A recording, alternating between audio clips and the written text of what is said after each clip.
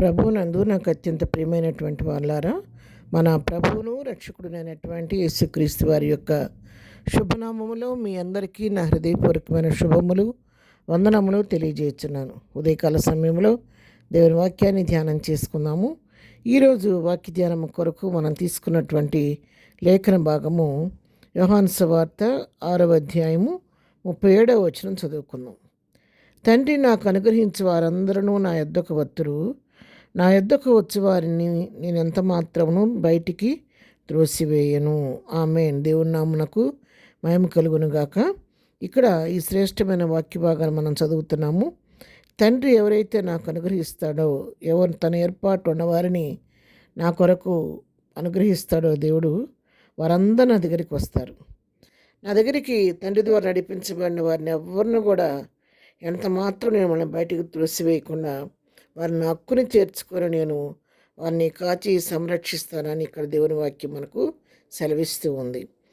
6వ అధ్యాయంలోని 41వ వచనం మనం చదువుకుంటే, నన్ను పంపిన తండ్రి వారిని ఆకర్షిస్తేనే కానీ ఎవడనూ నా యొద్దకు రాలేడు. అంత్యదినమున నేను వారిని లేపుదును.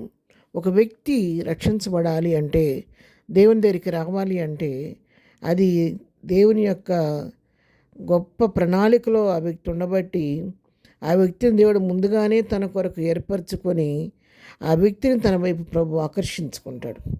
ఏ రూపంగానే సరే తన వైపు ఆకర్షించుకున్నప్పుడు ఆ ఒక వ్యక్తి తండ్రి దగ్గరికి వచ్చినప్పుడు తండ్రిని బట్టి కుమారుడైన క్రీస్తు దగ్గరకు వారు ఆకర్షించబడతారు. ఆ విధంగా తండ్రి ద్వారా ఎవరైతే ఆకర్షించబడి కుమారుడి దగ్గరికి వస్తారో వారిని కుమారుడు నా తండ్రి పంపిన వారిని ఎంతో ప్రేమతో తన హక్కును చేర్చుకొని జాలితో దయతో వారిని కనికరించి సంరక్షించి వారిని తన కంటికి రెప్పలాగా తండ్రి అనే కుమారుడైన క్రీస్తు వారిని కాపాడుతూ ఉంటాడు. ఎందుకంటే నా యొద్దకు వచ్చి వారిని ఎంత మాత్రం త్రోసివేయనని ప్రభువు చెప్తూ ఉన్నాడు. ఒకవేళ ఉదయకాలం వాక్యం వింటున్నట్టు మీరు అడగొచ్చు, తండ్రి దగ్గరికి నేను ఎలా వెళ్ళగలను? నేను ఇంత గొప్ప ఘోర పాపిని కదా, నాలో పాపం ఉంది, నాలో దోషం ఉంది, నాలో అబద్ధం ఉంది, అవిధేయత ఉంది నాలో. నేను తండ్రి దగ్గరికి ఏ ముఖం పెట్టుకుని వెళ్ళగలను? నన్ను కూడా ప్రభువు స్వీకరిస్తాడా? నన్ను కూడా ఆయన ఆకర్షిస్తాడా అని చెప్పి ఒకవేళ వింటున్నా మీ హృదయంలో ఆలోచన కలగవచ్చు, మీకు అనుమానం రావచ్చు. దేవుడు ఆయనకున్నటువంటి లక్షణం ఏంటంటే, ఆయన ప్రేమ కలిగిన దేవుడు, జాలి కలిగిన దేవుడు కాబట్టి ఆయన ఈ లోకానికి వచ్చిందే నన్ను రక్షించడానికి, నశించిపోవచ్చున్న దాని వెదకి రక్షించడానికే ఈ లోకానికి వచ్చాడు. ఆయన పాపమున్న వారిని పాపం నుంచి విడిపించి విమోచించడానికే ఆయన తన సిలువ బలియాగం చేసి రక్తాన్ని చిందించాడు.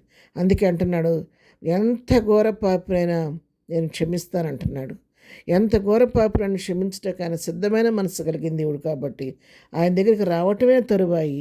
నువ్వు రాగలిగితే ఆయన తన హక్కును చేర్చుకొని నీ హృదయంలో ఉన్న రోతంతా కడిగివేసి తన పరిశుద్ధతో నిన్ను నింపుతాడు. అందుకే వాక్యం సెలవిస్తుంది. మత్తయి సువార్త 11వ అధ్యాయం 8వ వచనం మనం చదువుకుంటే, ప్రయాసపడి భారం మోసుకొనుచున్న సమస్త జనులారా నా యొద్దకు రండి, నేను మీకు విశ్రాంతి కలుగజేతును. ఎందుకు ప్రయాసతో మీ జీవితాన్ని గడుపుతున్నారు? మీరు ప్రయాసపడి మీరు భారం మోసుకుంటున్నారు.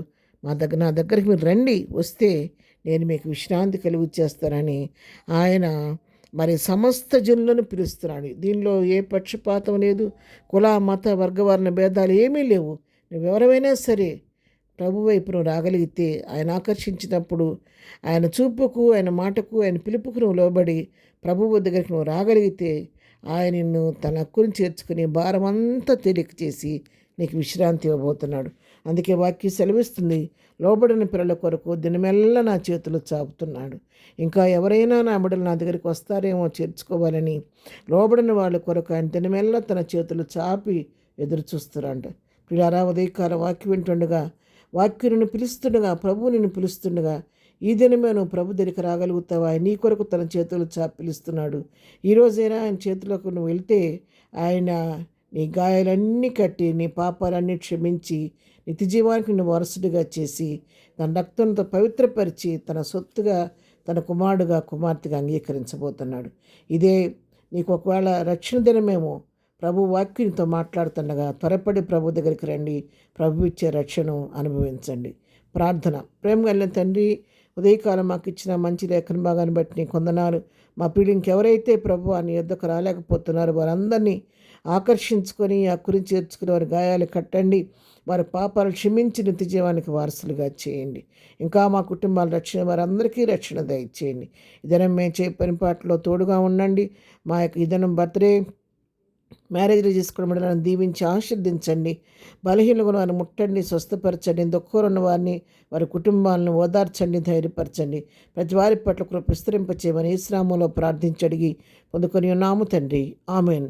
ప్రభు కృప సదాకాలం మనందరికీ తోడై నడిపించునుగాక. ఆమెన్.